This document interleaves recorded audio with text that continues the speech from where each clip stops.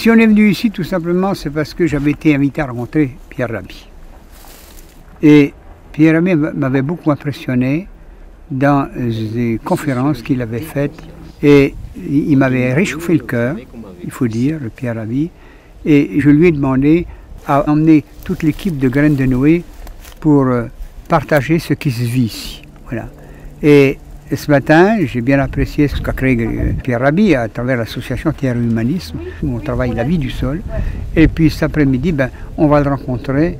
Et là, je suis très très heureux d'aller avec toute l'équipe de Graines de Noé le rencontrer. Alors, qu'est-ce qu'il va nous dire? J'en sais rien, mais c'est quelque chose que je me réjouis d'avance.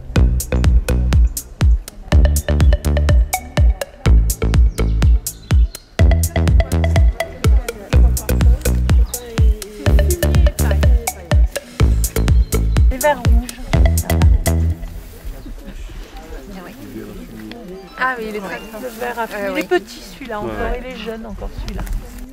Et les colamboles, vraiment visibles à l'œil nu. Sur Terre et Humanisme même, on touche à peu près 150 bénévoles par an et à peu près 180 à 200 stagiaires par an. L'idée de Pierre Rabhi, c'est qu'on s'installe dans un endroit où c'était pas facile, où le terrain avait été abîmé par la culture de la vigne, et de mettre en œuvre toutes les techniques qui nous semblaient utiles, pertinentes sur ce lieu, pour voir justement au bout de combien de temps le sol reprendrait vie et la culture deviendrait facile. C'est pas une ferme, c'est un lieu pédagogique. Et ce qu'on fait ici, c'est la transmission de l'agroécologie. On fait différentes sortes de compost pour les amendements du sol. On couvre le sol avec des paillages, ça c'est très important. On utilise également les extraits fermentés. On utilise depuis 1 an les micro-organismes. On utilise aussi les rotations des cultures, associations des cultures. Voilà, c'est vraiment les bases, dites très simplement. Moi, ce qui m'a beaucoup impressionné ce matin dans la rencontre qu'on a fait à Terre et Humanisme, c'est qu'ils travaillent sur la vie du sol. Et la clé de l'agriculture d'aujourd'hui déjà et de demain, c'est quand même de travailler sur la vie du sol. Pourquoi? Parce que la terre est la mère nourricière. Et ça, c'est clair qu'on ne peut pas. C'est par ça qu'il faut commencer. Nous, on travaille sur les semences, c'est très bien. Mais la vie du sol, c'est la clé de la réussite. Par exemple, nous, quand on a converti la ferme, tout de suite, je me suis dit, mais arrêtez les engrais, les pesticides, est-ce que je vais pouvoir en vivre? Ma conviction était d'une simplicité, il faut que j'arrête de faire la chimie et que je me donne les moyens de vivre sur ma ferme avec le respect de la nature, mais arrêter de faire la guerre avec des engrais et des pesticides. Voilà, c'est clair. Et c'est là que ça devient intéressant, parce qu'on travaille avec les forces de vie qui deviennent pérennes et qui sont transmissibles. Parce que là, on travaille en équilibre avec la nature, et c'est ça la clé. On y va.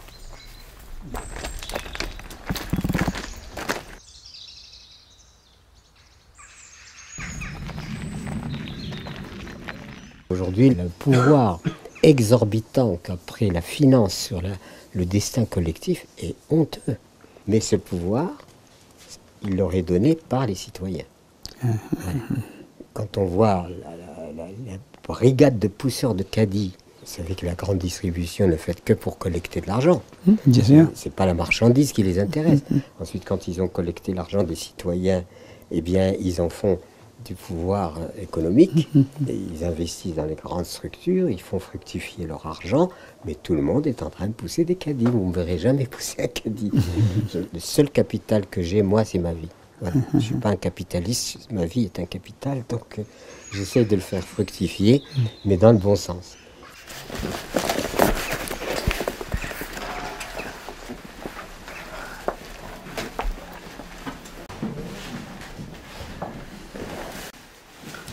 Si vous voulez, la caisse de graines, voyez-vous, Pierre qui est là, c'est Stéphanie qui va se présenter et je vais vous dire comment la caisse de graines, elle est là. Voilà. Alors, voilà. Alors, si vous voulez, ce sont des céréales, Et elles sont cultivées en fait à Fromenteau sur ma ferme, en fait, là où il y a la plateforme. D'accord. Oui, on est à 600 mètres d'altitude à Fromenteau, hein, et c'est là qu'on régénère les anciennes semences, ça c'est clair. Je ne sais pas quelle surface vous avez, Pierre. Nous, on a mis 1 kilo parce que vous voyez que vous vouliez faire du pain. Alors, on essaie d'aller assez vite parce qu'en général, quand on commence avec quelqu'un, on y emmène 20 grammes. On n'y emmène pas beaucoup parce qu'il faut savoir comment c'est petit puis observer ce que fait la semence. Hein. Et là, si vous voulez, nous, on vous a mis 1 kilo si vous voulez rapidement faire du pain. Oui. Oui, pour vous donner une idée, si vous voulez, de mon existence, parce qu'en fait, je suis... j'ai été paysan intégral, hein, oui, voilà, chevrier, etc. Et puis maintenant, je suis tellement happé par le monde des idées, le monde de la parole, le monde d'essayer d'aller vers les consciences. Donc je suis devenu un peu, en espérant ne pas me tromper, une espèce de jardinier des consciences. Voilà. On veut fédérer les consciences pour dépasser ces clivages politiques et autres, pour dire aujourd'hui l'humanité entière doit s'engager dans sa sauvegarde et la sauvegarde des générations qui viennent et la sauvegarde de la vie. Donc on est dans ce champ qui est radical et important.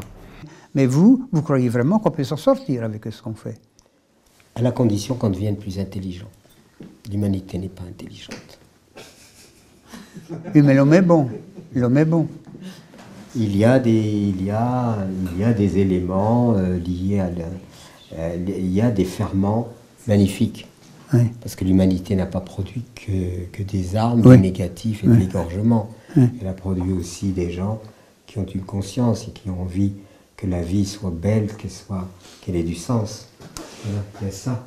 Mais malheureusement, l'humanité, je dis toujours, si des extraterrestres nous étudient, ils ne peuvent pas conclure que nous sommes intelligents. C'est impossible.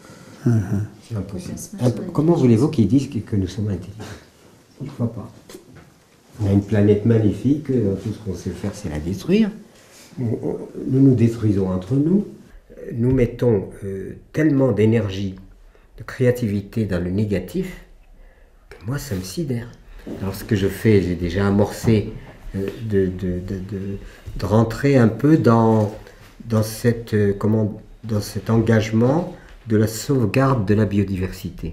C'est-à-dire que ça devient pour moi, la sauvegarde de la biodiversité rentre dans le cadre de l'énergie que j'ai envie de donner à cela, parce que ça donne sens et qu'il y a urgence à cela. Donc tout ça, ça fait partie de ça. Quand on a préparé les semences, je me dis, tiens, tout ça qu'on envoie, ce serait bien que Pierre voit un petit peu d'avance ce qu'il va avoir comme épis. Et puis, comme je les sème dans mon jardin tous les ans, quand même, les beaux épis sont dans mon jardin. Et puis, pour les récolter, vous voyez, parce que la couleur de l'épi, elle prend la couleur, puis quand elle a pleinement sa couleur, quand elle est pleinement mûre, si vous voulez, elle a toute sa beauté, comme la jeune mariée, et puis le lendemain, c'est déjà plus le jour du mariage, vous voyez. Et là, il faut vraiment l'accueillir à ce moment-là. Donc, comme la plateforme chez Stéphanie, elle a 60 km, je ne vais pas faire le voyage tous les jours, c'est vrai que je les mets dans mon jardin. Et puis, je vais les voir tous les jours. Et voici, c'est les épis que vous aurez, avec les noms. Magnifique, oui. Oui, voilà, c'est ça. Magnifique cadeau, ça. Il y a 7 variétés là-dedans. Et puis, quand on s'est amusé à calculer le nombre de variétés que vous amenez, on vous en a amené 14. Oui, voilà. Je ne sais pas quoi vous dire. C'est magnifique. Cette année, c'est moyen. Certains arbres en ont beaucoup. Les semences sont la vie elle-même, c'est-à-dire que c'est un patrimoine vivant qui donne la vie et il a été, disons, collecté depuis environ 10 à 12 000 ans. Pendant 10 à 12 000 ans, l'humanité, dans son évolution historique, n'a cessé de collecter cette manne extraordinaire et elle l'a échangée, elle l'a valorisée et tout au long du temps, et ça représente évidemment la survie. La disparition des semences, c'est l'interruption de la vie elle-même. Et aujourd'hui, il y a des stratégies qui sont des stratégies qu'il ne faut surtout pas valider, parce qu'on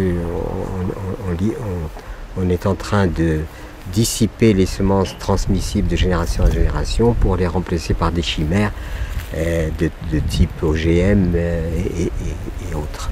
Les gens du métier, les gens du terrain, les gens qui travaillent dans la semence non seulement les gens de la recherche fondamentale ou les gens de la recherche économique, comme les semenciers privés, les deux personnes qui font les croisements nous ont demandé de travailler là-dessus parce qu'ils m'ont dit on a travaillé on a gagné sur les quintaux, on a gagné sur la résistance à l'averse, on a gagné sur la résistance aux maladies, on a perdu sur la qualité. Il faut absolument retravailler avec les anciennes semences. Et nous avons devoir, nous, de travailler sur ces anciennes semences. Et ça, eh bien, il faut que ce soit repris par le monde de la terre, par le monde paysan, par les agriculteurs. Il faut refaire le travail il faut refaire ce travail-là à la base. Voilà. Ça, c'est capital. Quand il s'est agi de se rencontrer, bien que je sois très très chargé, pour cette rencontre, j'ai dit oui immédiatement, parce qu'elle est absolument essentielle et j'espère qu'elle aura une portée suffisante pour que les consciences s'éveillent à un problème qui concerne absolument tout être humain sur cette planète. Au plaisir, Pierre, de savoir. Parce que la vie nous réserve au plaisir.